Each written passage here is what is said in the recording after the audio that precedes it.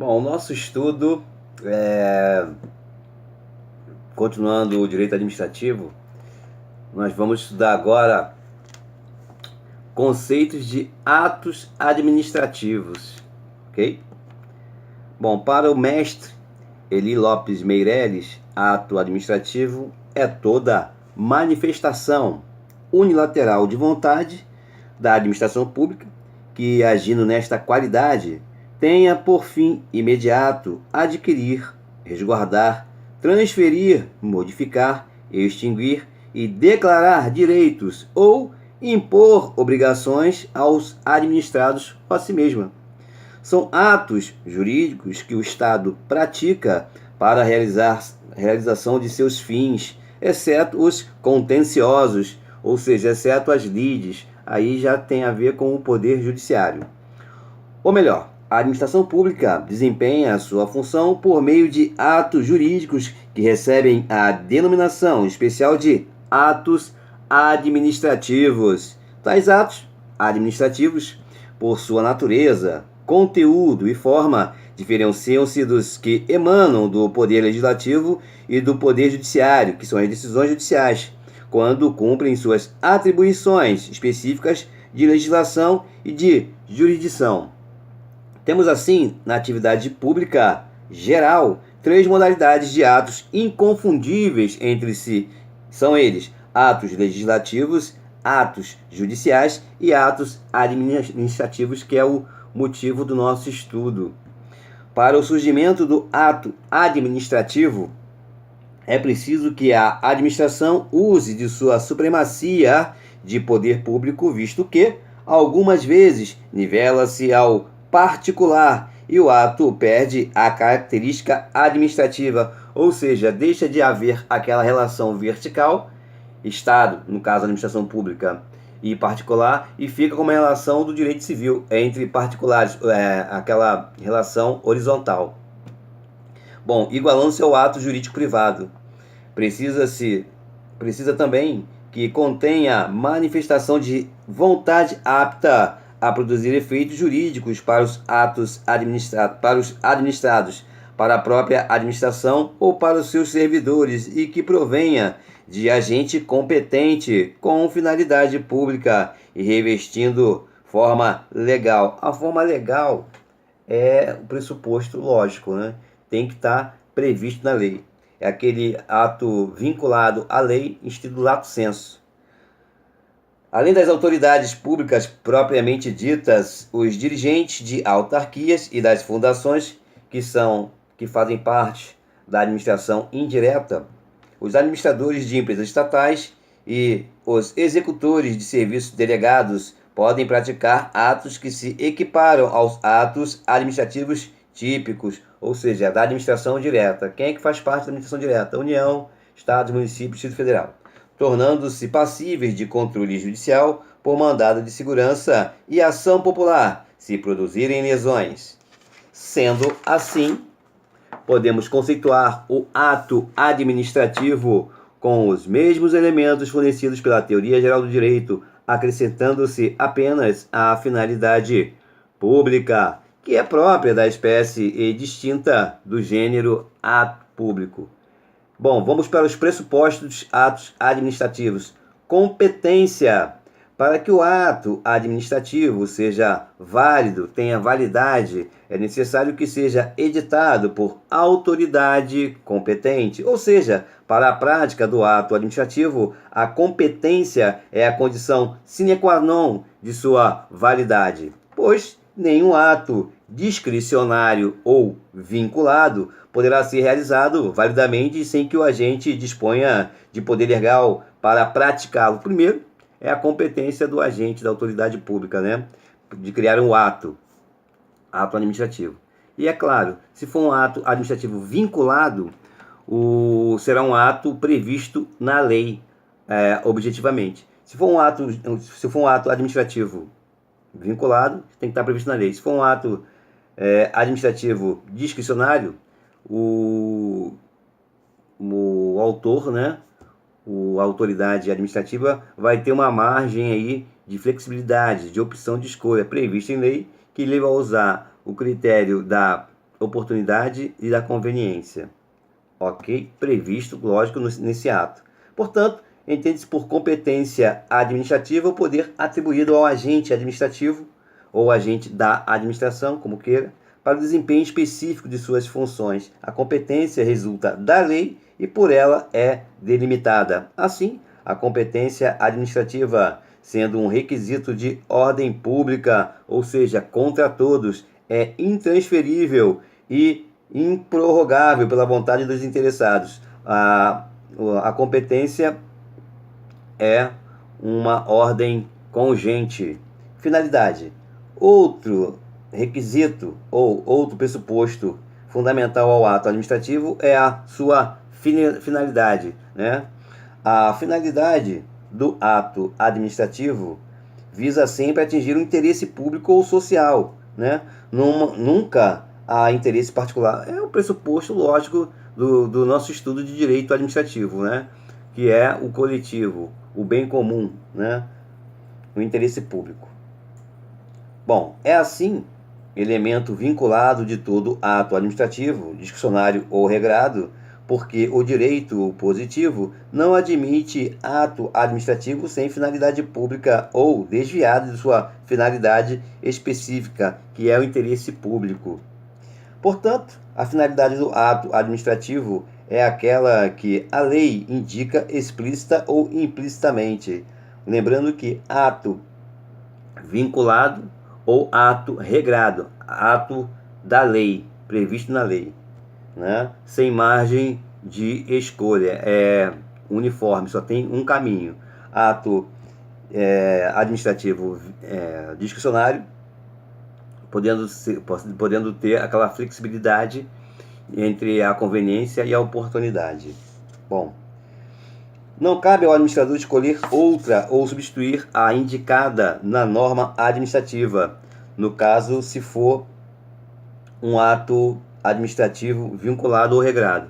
Assim, nada resta para a escolha do administrador, que fica vinculado integralmente à vontade legislativa. Vamos agora à forma.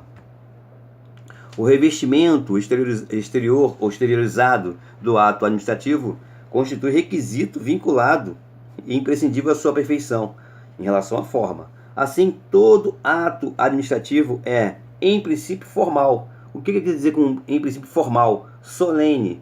Tem que ter uma solenidade.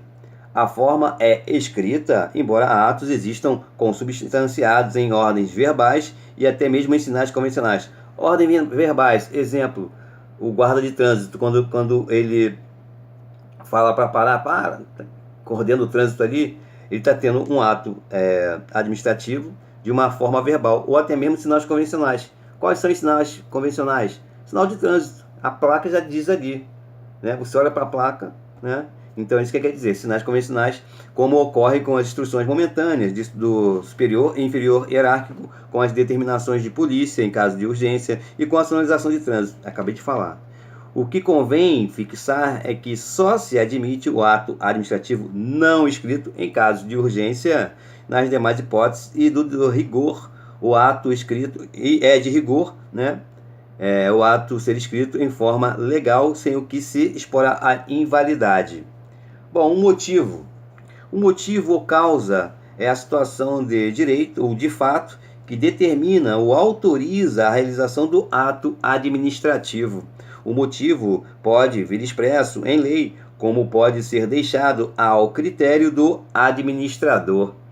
No primeiro caso, expresso em lei, vinculado, regrado, será um elemento vinculado. No segundo, quanto à exigência e valorização, ou seja, juízes de valores, conveniência e oportunidade, vai ser um critério do ato administrativo discricionário. Objeto do ato administrativo. Todo ato administrativo tem por objeto a criação, modificação ou comprovação de situações jurídicas concernentes a pessoas, coisas ou atividades sujeitas à ação do poder público. Assim, o objeto identifica-se com o conteúdo do ato por meio do qual a administração manifesta seu poder e sua vontade ou atesta simplesmente situações pré-existentes É bom lembrar que, além dos requisitos acima mencionados, pelas implicações com a eficácia de certos atos, o mérito administrativo e o procedimento administrativo, elementos que, embora não integram sua contextura, concorrem para sua formação e validade. Sem eles, não se aperfeiçoa o ato. Sem o mérito administrativo e seu procedimento administrativo. Mérito, já falamos em bate-papos passados, que o mérito administrativo é o poder de escolha, né? Quando ele não for vinculado à lei, ele tem o administrador ou a autoridade administrativa tem uma flexibilidade entre escolher a conveniência e a oportunidade para escolher uma ou outras situações, ou uma ou outras situações, desde que é prevista na lei, tá? E o procedimento administrativo é como se dá a sequência, o processo desses atos administrativos. Assim, o mérito do ato administrativo, conquanto não se possa considerar requisito de sua formação, deve ser apreciado neste tópico, dadas as suas implicações com o motivo e objeto do ato administrativo e, consequentemente, com as suas condições de validade e eficácia. Procedimento administrativo é a sucessão ordenada de operações que propiciam a formação de um ato final objetivado pela administração. Atribuições dos atos administrativos. Possui o ato administrativo alguns atributos que o diferenciam dos atos jurídicos particulares ou privados, como queiram, dando-lhes características próprias, tais como a presunção de legitimidade, a imperatividade e a autoexecutoriedade. Essa presunção de legitimidade, imperatividade e executoriedade, nossos mestres Adi Pietro e Eli Lopes Meireles também falam sobre isso. Presunção de legitimidade, como atributo dos atos administrativos. Todo ato administrativo, qualquer que seja sua categoria ou espécie, nasce com a presunção de legitimidade, independentemente da norma legal que a estabeleça, em virtude do princípio da legalidade da administração. Por esta presunção juris tantum. Essa expressão, presunção juris tantum, é uma presunção relativa, ou seja, que pode ter prova em contrário, tá? Se fosse juris et juris, não. Bom, a execução dos atos administrativos fica imediatamente autorizada, mesmo havendo vício ou defeito que os levem à invalidade. O ato administrativo pressupõe sempre um ato válido, e se acabado e perfeito. Ou seja, como é uma presunção juris tantum, cabe prova em contrário, mas a princípio pressupõe-se que é um ato válido e se acabado perfeito. O ato administrativo é perfeito quando completa o ciclo necessário à sua formação, ou seja, depois de esgotadas todas as fases necessárias à sua produção, à sua confecção, à sua feitura. É válido quando expedido em conformidade com as exigências ao sistema normativo legal, ao nosso ordenamento jurídico, isto é, quando atendido todos os requisitos estabelecidos pela ordem jurídica brasileira. Outra consequência de presunção de legitimidade é a transferência do ônus da prova de invalidade do ato administrativo para quem a invoca. A prova do defeito apontado contra o ato ficará sempre a cargo do impugnante e, até prova em contrário, o ato terá plena eficácia. Bom, quem é o impugnante? É aquele que se sente prejudicado, né?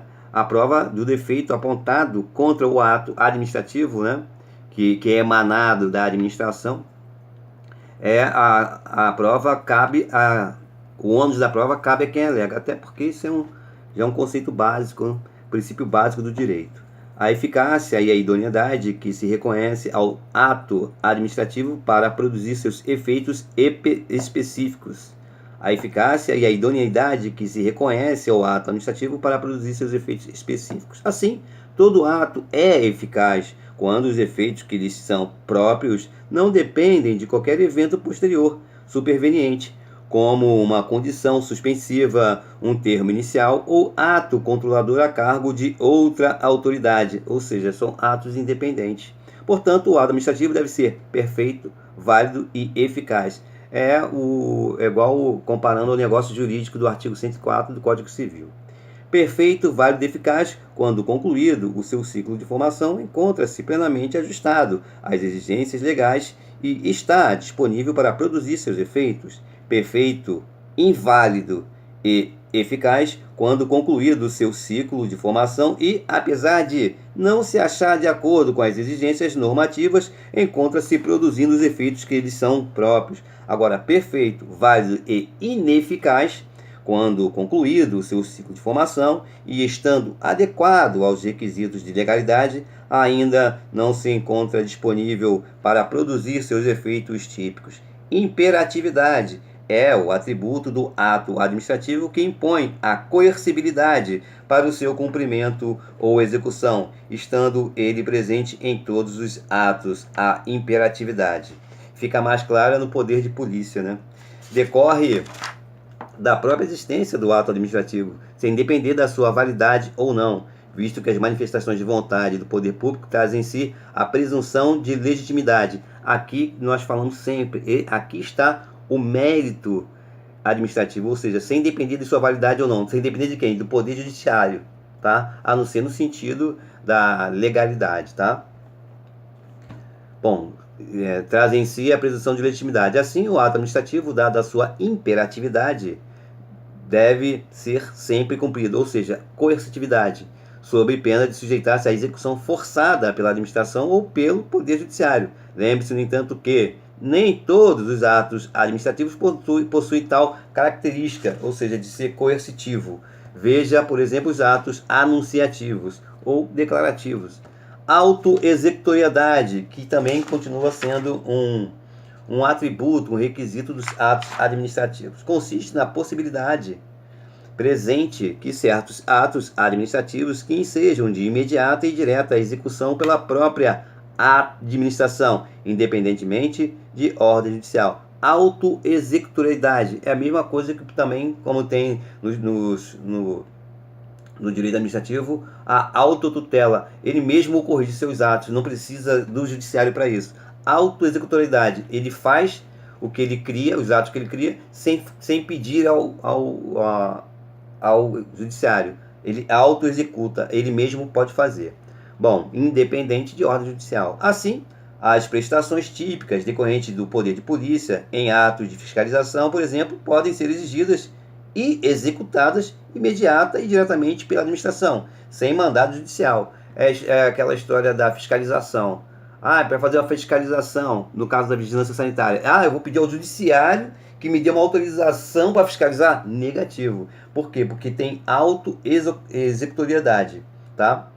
Que é o caso de atos de fiscalização. Por exemplo, podem ser exigidas e executadas imediata e diretamente pela administração, sem mandato judicial. Inclusive ainda, dali dessa fiscalização, no caso em tela, que estamos dando aqui o exemplo da vigilância sanitária, ainda pode ali gerar uma multa ou cancelar o alvará, né, lacrar enquanto não for feita as correções, né?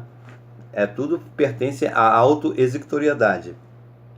Contudo, o reconhecimento da autoexecutoriedade tomou-se mais restrito em face do artigo 5º, inciso 55 da Constituição Federal de 88, Constituição da República Federativa do Brasil, que assegura o contraditório e a ampla defesa, inclusive contra procedimentos administrativos. Ou seja, ele diz o seguinte,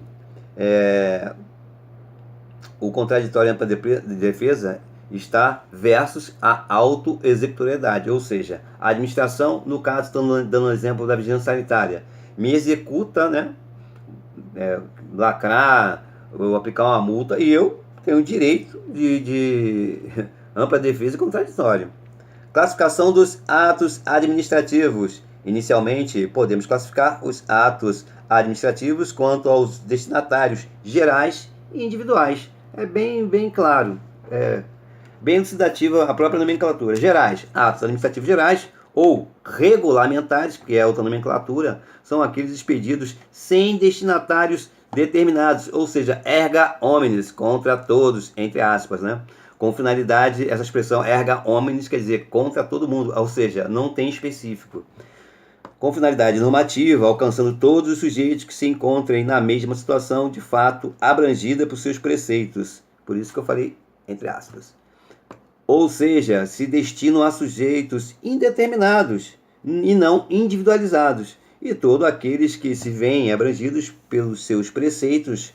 Temos como exemplo o edital, regulamentos, instruções, circulares ordinárias de serviços, circulares ordinárias ou comuns. Agora, atos administrativos individuais, particularizados. A característica dos atos gerais é que ele prevalece sobre os atos individuais, ainda que providos da mesma autoridade. Sendo assim, um decreto individual não pode contrariar um decreto geral ou regulamentar em vigor. Isso é importante. Um decreto individual não pode contrariar um decreto geral ou regulamentar em vigor. Os atos individuais, também chamados de atos especiais, assim como os atos administrativos gerais, são chamados de regulamentares, né? No caso dos atos individuais, o outro nome dele é especial. São aqueles que se dirigem a destinatários específicos, criando situações jurídica particular, privada, exclusiva. Destinam-se a uma pessoa em particular ou a um grupo de pessoas em determinadas, ou seja, um grupo particular de pessoas. Mas só que ou uma pessoa ou um grupo específico. É isso que ele está dizendo. Temos como exemplo os decretos de desapropriação, decretos de nomeação, decretos de exoneração. Decretos, a gente já sabe que emana do poder executivo, né? E como se trata da administração pública, bom, outorga de licença, permissão e autorização, entre outros. Bom, atos internos e externos. A própria nomenclatura também é autoelucidativa. Agora iremos falar sobre atos internos ou externos. Os atos internos são os destinados a produzir efeito no recesso das repartições administrativas. Tem a ver com o quê? Com os órgãos internos daquela administração, né? Que fala sobre uma mudança que se diz respeito somente aos órgãos, aos funcionários, né, públicos. Os destinatários são os órgãos e agentes da administração pública. Como exemplo, temos as circulares, portarias, INs, que a gente chama de instruções normativas, né, notas. Bom, já os atos administrativos externos alcançam os administrados de modo geral. Só entram em vigor depois de publicados, divulgados em órgão oficial, como por exemplo temos a admissão, a licença, né? Uma mudança de horário a partir de dezembro, janeiro e fevereiro, devido ao recesso, o nosso horário de atendimento será às 9. Os funcionários do órgão administrativo vão chegar às 8 horas normal, mas o atendimento à população será a partir das 9 horas, ou então, devido ao período de férias, né, ao recesso, vai ter pouca gente, o atendimento vai ser de 8 a meio-dia, quer dizer, porque atinge a todos. De repente, na administração, o pessoal chega lá, vai embora normal, de 8 às 6, fazem um esquema de equipe, né, uma equipe vem, fica de 8 a meio, fica o dia inteiro, no outro dia não vem, enfim. Mas quando se fala em horário de atendimento, devido às férias, por exemplo, uma situação hipotética, é um ato externo, ou seja, a população vai sentir, né?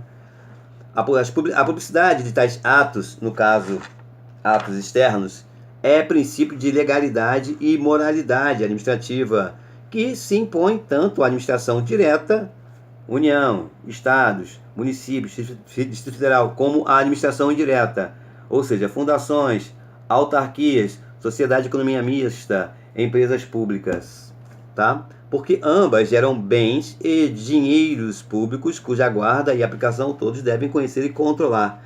Vamos falar agora sobre atos de império, gestão e de expediente. Atos de império é aquela relação vertical, Estado, administração e particular, tá? Então tem uma relação aqui hierárquica aqui entre, né, entre a prioridade do ato, né? O ato administrativo. Temos também os atos de império, atos de gestão e atos de expediente, conforme analisaremos no decorrer da obra.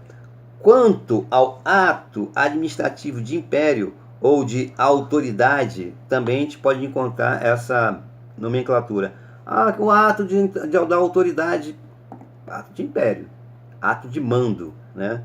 São todos aqueles que a administração pratica usando de sua supremacia sobre o administrado ou servidor. Eles impõem obrigatório atendimento. Ou seja, o ato de império, ele tanto é em relação à administração e as pessoas, né, individuais, ou seja, a relação vertical entre o Estado e o interesse público, né, visando sempre o interesse público, né, o ato de império, esse ato de mando, de autoridade. E em relação também, esse ato de império é entre a administração, né, e os seus funcionários, né, seus funcionários públicos, né, no âmbito da própria administração. É o que ocorre nas desapropriações, no caso de um ato de império, um ato de autoridade, de administração, em que ela quer construir ali uma rodovia ou uma creche e desapropria o particular, em prol, não tem pessoalidade aí, é impessoalidade, porque o que ele visa o quê? É o bem comum, é a coletividade, fazer uma creche ali, então vai desapropriar aquelas casas ou aquela casa. Ou vai passar uma estrada ali que vai fluir mais o trânsito. Então essa desapropriação é um ato de império ou um ato de autoridade, tá? E também no caso das interdições. Atos de gestão são praticados pela administração pública em situação de igualdade com os particulares, sem usar sua supremacia, ou seja, sem ser uma relação vertical. Quando ele fala que em situação de igualdade com os particulares, é uma relação horizontal, porque a relação de particulares é uma relação horizontal, né? É o caso quando tem contrato entre o particular e a administração. Bom, como exemplo temos alienação. O que é alienação? Venda. A administração pública quer vender um bem. Aí se vai ser leilão, pouco importa, quer alienar o bem. Alienar quer vender. E o particular vai comprar. Ou seja, se o particular se sentir prejudicado, ele vai na justiça dizendo que a administração não pagou, ficou de pagar, não pagou, enfim. Como se fosse uma relação privada, né, no direito civil. Ou seja, uma relação horizontal. Diferente da relação vertical dos atos administrativos de império ou de autoridade, em que a administração vai falar assim, olha, vamos desapropriar a sua casa porque nós vamos construir aí, claro que tem que ter fundamentação, vamos construir uma creche, um viaduto que vai beneficiar a cidade, enfim. Bom, a aquisição de bens também. Já os atos de expediente são atos praticados por agentes subalternos da rotina interna, né? Que são aqueles atos do dia a dia, né? Atos de expediente, expedir o mandato, fazer o que é o comum, o que é o dia a dia da relação dos órgãos, relação interna própria da administração pública, tá? Então já falamos sobre ato de império, ato de gestão e ato de expediente, tá? O ato de gestão aqui se iguala aos particulares, relação horizontal, onde o exemplo da alienação e da aquisição de bens. A aquisição de bens é comprar, a administração querendo comprar uma casa ou comprar um carro numa agência de venda de carros para sua frota. Ou seja, atos de império ou autoridade, gestão e de expediente. Atos de expediente são atos do dia a dia, despachar aqui, manda para lá o documento, atos internos, né, dentro dos seus órgãos. Ou seja, são todos aqueles que se destinam a dar andamento aos processos, atos de expediente, e papéis que tramitam pelas repartições públicas, preparando-os para a decisão de mérito, né? Decisão de mérito sempre, sempre, sempre, conveniência e oportunidade, e sempre é um ato discricionário. Se for um ato vinculado ou regulado ou regrado, não tem jeito, tá? É só um tipo de ato, o administrador, a autoridade administrativa não tem escolha, tá? Decisão de mérito, falou em discricionariedade, a ser proferida pela autoridade competente. Bom, e por fim, temos os atos vinculados e os atos discricionários. Atos vinculados ou regrados são aqueles para os quais a lei estabelece os requisitos e condições de sua realização, ou seja, quando não há para o agente liberdade de escolha, flexibilidade, deve se sujeitar às determinações da lei, às determinações legais. Assim, o administrador fica inteiramente, entre aspas, preso ao enunciado da lei, que estabelece previamente um único comportamento possível a ser adotado em situações concretas, como, por exemplo, temos o pedido de aposentadoria por idade, porque é compulsória. 70 anos é compulsória, obrigatória aposentar o funcionário público, né? O pedido de aposentadoria por idade em que o servidor demonstra ter atingido o limite exigido pela Constituição Federal, que é 70 anos. E na próxima aula, no próximo vídeo, no próximo bate-papo, a gente continua com atos discricionários, atos administrativos discricionários, tá ok?